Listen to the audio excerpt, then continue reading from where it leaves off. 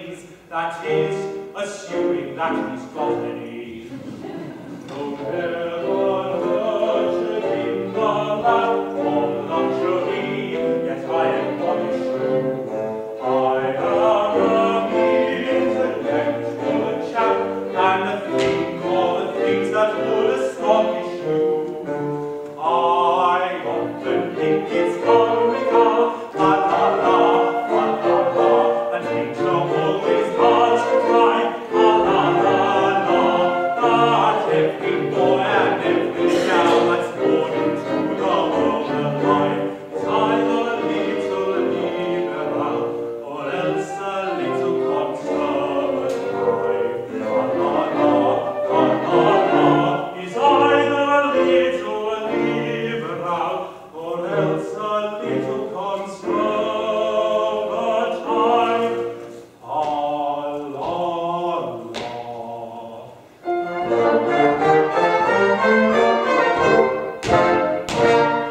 When in that house MPs divide, if they've a brain and cerebellum too, they've got to leave that brain outside and vote just as their leaders tell them to.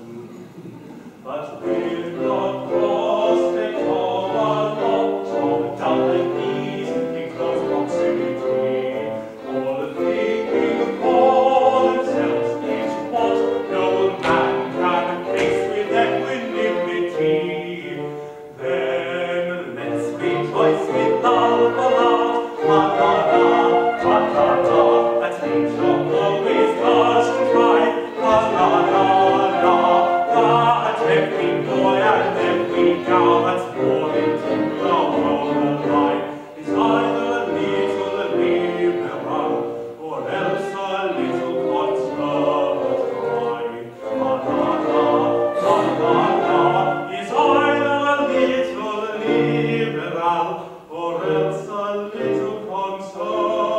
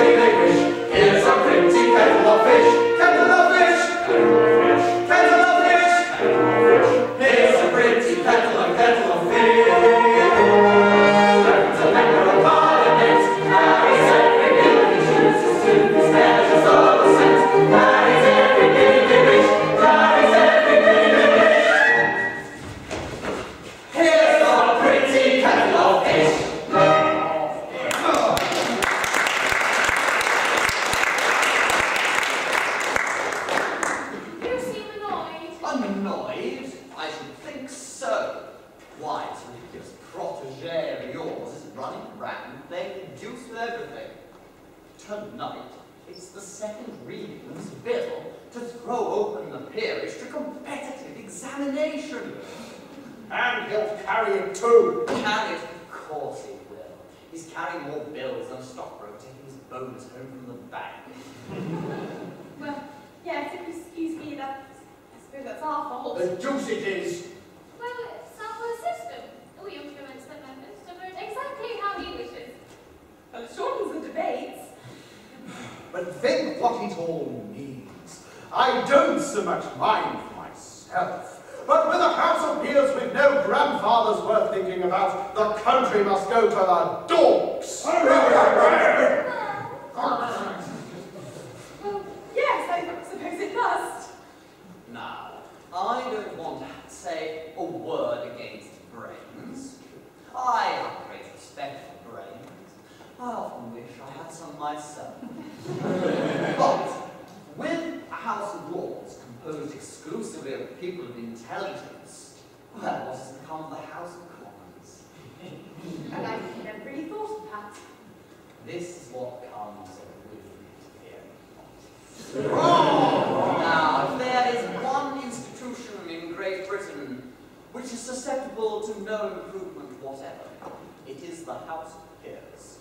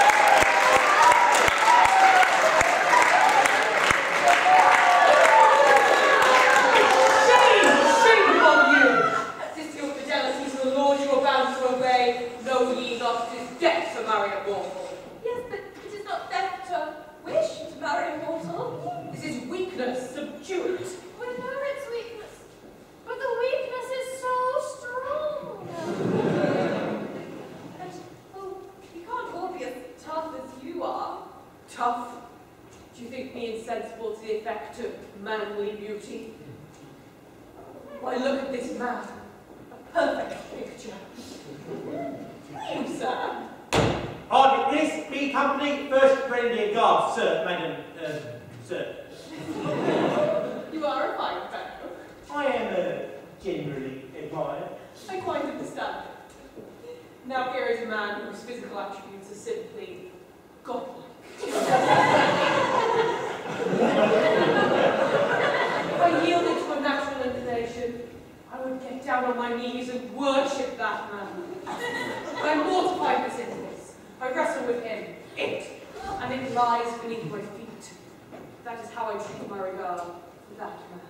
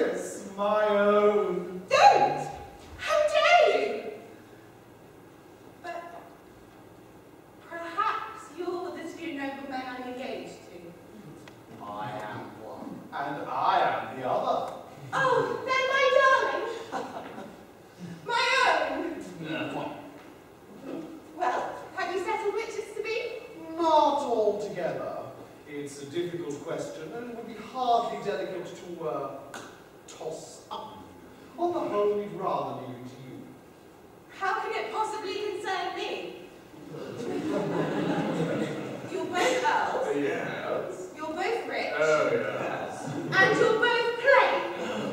So we are. At least I am. Oh, so am I. No. I am indeed very plain. Well, perhaps you are. Oh, There's really nothing to choose between the two of you. If one of you would forgo his title and divvy up his estate between his Irish tenantry, why, then I would see reason for accepting the other. Tolola, are you prepared to make this sacrifice? no. Not even to oblige a lady? No, not even to oblige a lady. Well, then the only question that remains is which of us shall give way to the other. Perhaps, on the whole, she would be happier with me. I don't know, I may be wrong. No. I really don't think you are. I really do believe she would. The awkward part of the thing is, if you rob me of the girl of my heart, we must fight, and one of us must die. It's an old family tradition I've sworn to uphold, and it places me in a very painful position, for I am very fond of you.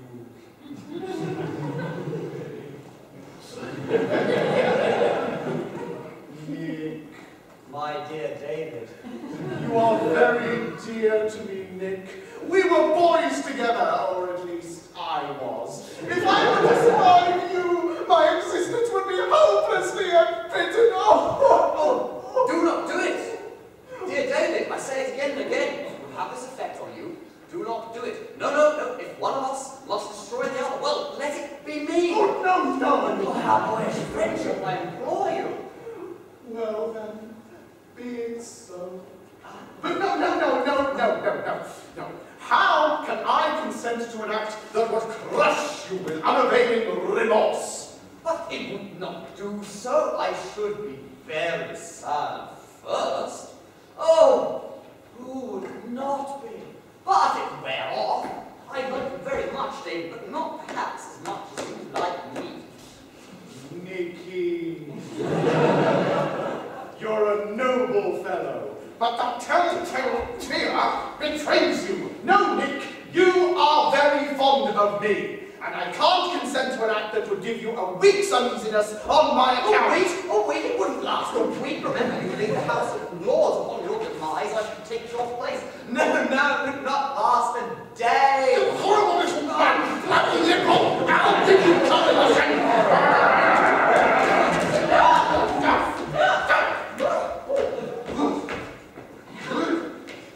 There really isn't anything worth fighting for in me. It really isn't worthwhile.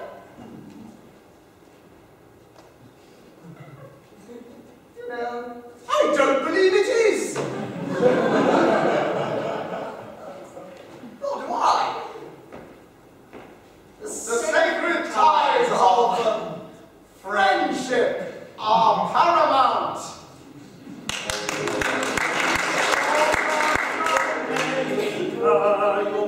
The things of you I hold not to in friendship's name. And I may say I think the same. Not even love should rank above true friendship's name. Then freely, freely, mine, and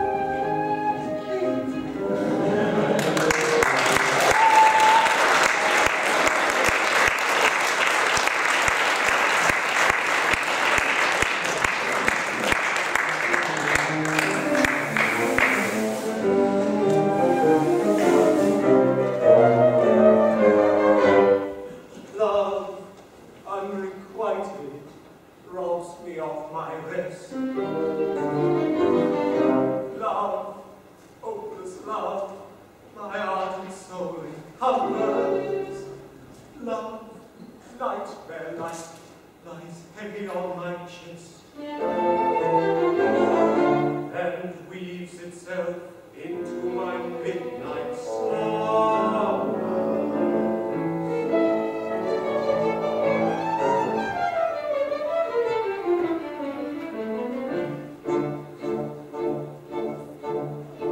When you're lying awake with a dismal headache and reposes to have my anxiety, I can simply use any language you choose to indulge in without a reply. For your brain is on fire, your red looks inspire, your usual struggle, longing, because your counterfeit goes and uncovers your toes, so your shoes have to go with the money. Then the blanket tickles your feet like an experience of delicate sharpness and pricking, and your bottom to cross and you double and toss, so as nothing to extinguish the ticking. When you let go and drink the ground and a heap and pick up all up and tangle, next your will resigns and the light declines to remain its usual end. When you get so exposed to the bottom of those with the lines and head in the rain, with your slumbering teams with such horrible dreams that you very much better be waking. For you dream you are crossing the channel and tossing about in a stream of revenge, which is somewhere between a large bathing machine and a very small second-class carriage. And you're giving a treat to the ice and your beach, party of friends and relations, gather in a swarm and they all come boards and spans and Kensington stations, and bound on that journey you find and turn and start that morning from dead. He's a bit of the size and movement, surprised when he tells you he's only 11. You're driving like mad with a singular lead by a mile she's round the ring, and you're playing round lanes and doors and remains and return the ties of your dinner. This guard stands and you got the hand and you find his cold as ice, and you're showing your socks black silk and gold, and all the way to life. And he can look for your bicycles too, which is up our rubber in business. He's telling the tars of the party to last and the company he's into it. It's a scheme of devices to get real prices of goods and combinations to games. To take up the sales by treating retailers as though we were all vegetarians. We're getting on straight into classes for treating those tables and lose them a good tree. And there's an exiting fruit in the streams will show till they blossom and bud like a fruit tree. From the green roasted tree you get caught on his feet on a pound by now. Anyways, not wasting a branch and a random branch and once more calls for anyways. The shares of penny and ever so penny are taken by lost child penny. And just as if we were a lot to do, wake up the shadow of despair. You're a regular only strong, and that's what the water you need is the roots and salts to shares of the flesh is a penny, and then let's just when you crack the toes with fire, so nothing you love and English tries and less if you take it in general sense into hands.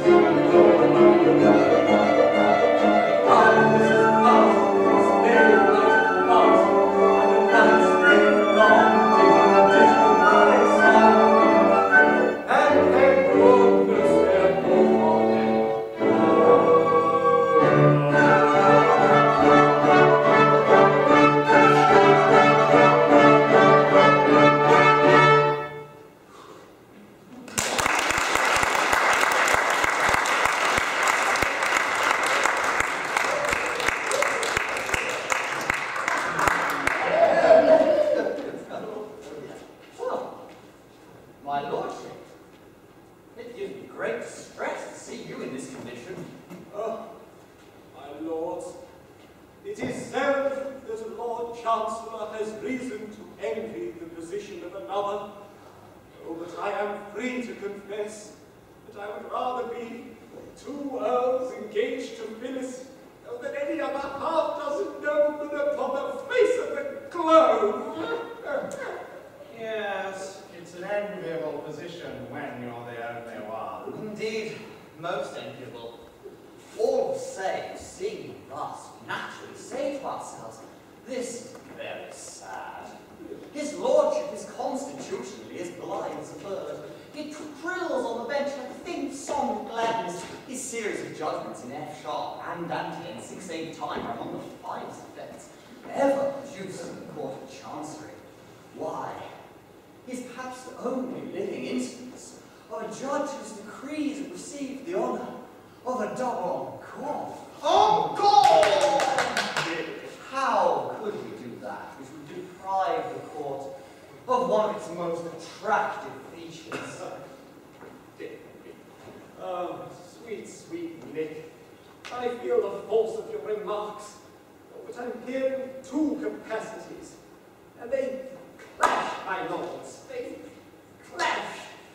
Oh, I deeply grieve to say that in declining to entertain my last application to myself, I presumed to address myself in tones which rendered it impossible for me ever to apply to myself ever again. Oh, it was a most painful scene, my lords. Most painful. This is what it is to have two capacities. Let us be glad we are persons of no capacity whatever. Now, come. You are a very just and kindly old gentleman, and you need have no hesitation in approaching yourself again, so that you do so respectfully and with the proper show of deference. Do you really think so? I do. Well then, I shall nerve myself for another effort, and if I fail, I resign myself to my fate.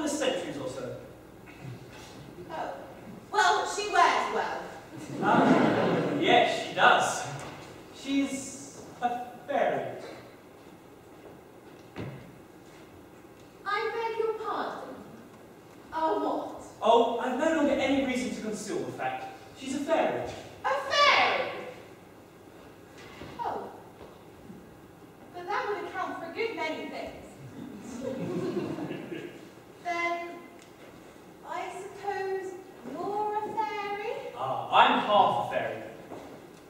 Which half? The upper half, Dear me, there's nothing to show it. Take it. But why didn't you tell me this before? I thought you would take a dislike to me, but as it's all off, you may as well know. I'm only half immortal. But I'd rather have half a model I do love than half a dozen I don't. Oh, I think not. Go to your half dozen. It's only two, and I hate them. Please forgive me. I don't think I ought to. Besides, all sorts of difficulties will arise. You know, my grandmother was quite as young as my mother. In fact, so were my aunts. I quite understand. If ever I see you kissing a very young lady, I shall know it's just an elderly relative. In fact, I think we should be great. We won't wait long. Oh no, we might change our minds. We'll get married first. And change our minds afterwards. That's the usual course.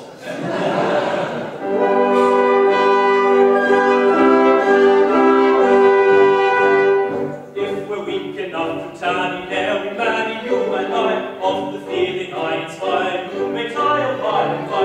All our fears are flowing off this crest, they're off the satisfied. I am sure we should not tarry there, we marry you and I.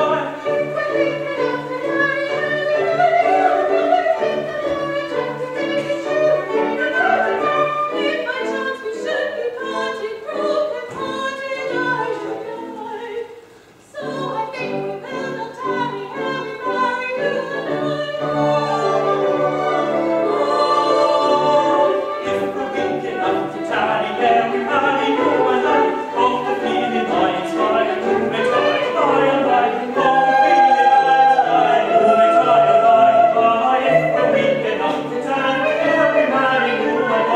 Of the feeling I inspire, you may try by and by. So I think we will not tarry here, we marry you and I. You and I, you and I.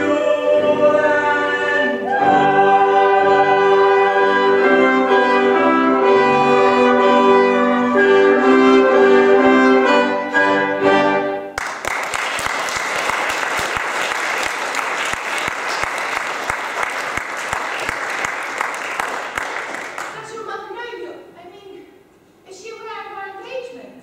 She is. And thus she welcomes her daughter-in-law. She kisses just like other people. But the Lord Chancellor. Oh, I forgot about you. Mother, none can resist your fair eloquence. You will go to him and plead for us. No. No, it would be impossible. But our happiness, our very lives depend upon that you obtain his consent. Oh, madam, you cannot refuse to do this. No, no, you know not what you ask. The Lord Chancellor is my husband. Your husband? My husband. And your father. But then our course is plain. On learning that Strephon is his son, the Lord Chancellor will have no objections to our marriage and they shall all be removed. Yea, he must never know. He believes him to have died childless. And dearly as I love him, I'm bound under penalty of death not to defy him. But see, he comes. Quick, my friend.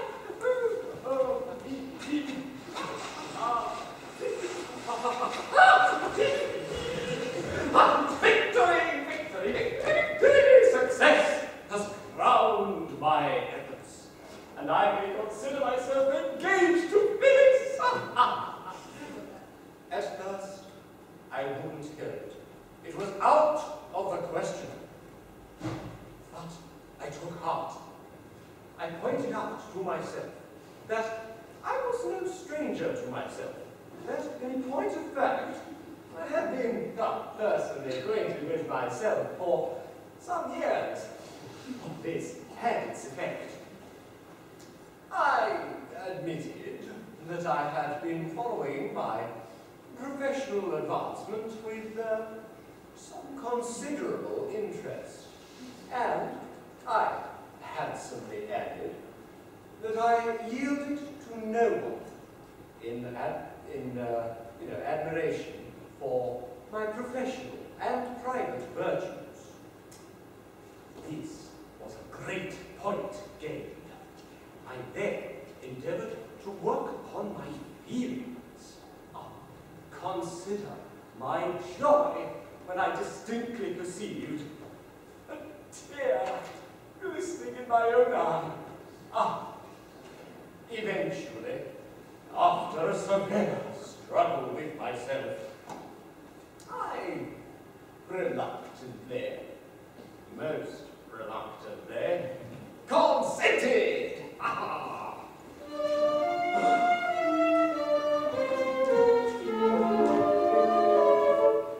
My lord, a suppliant at your feet I kneel.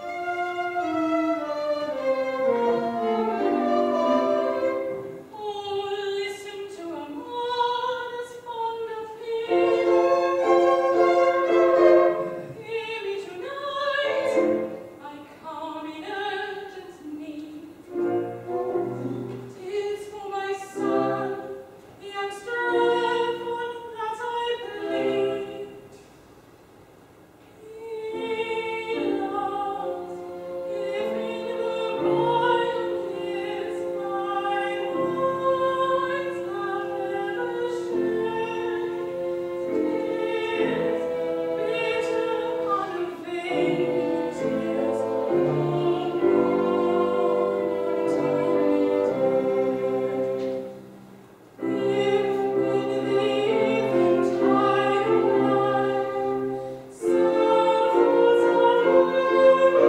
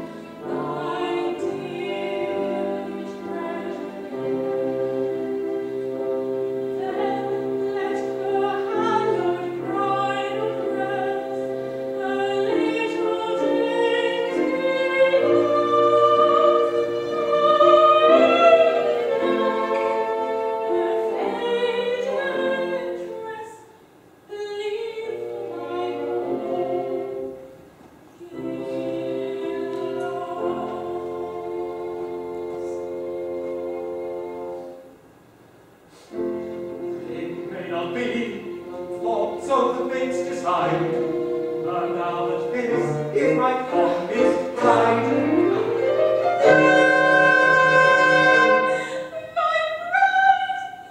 no. it shall be so. Those who would separate us, woe betide. I do my lips swollen, I plead in vain.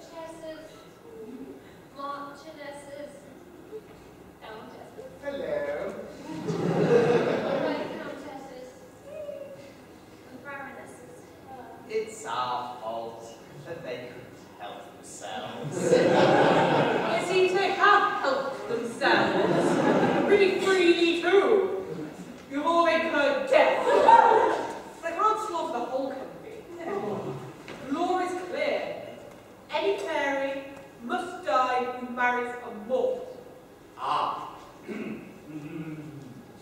If you'll allow me, as, you know, an old equity draftsman, to make a suggestion. The thing is really quite simple. The insertion of a single word will do it. Let the law stand that the every fairy must die who doesn't marry a mortal. How difficulty it was. We like your humour. Very well.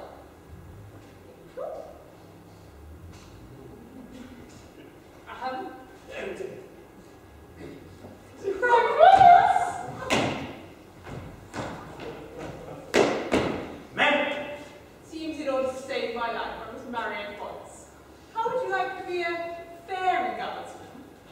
Well, ma'am, I don't think much of the British soldier who wouldn't inconvenience himself to save a woman in distress. You are a fine fellow. You're a fairy from this moment.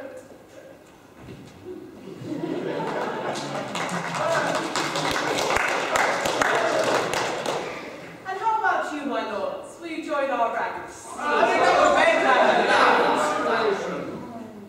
Now that the House appears to be recruited entirely of people of intelligence, I see no use for us down here. Do you, Talala? None whatever. Good.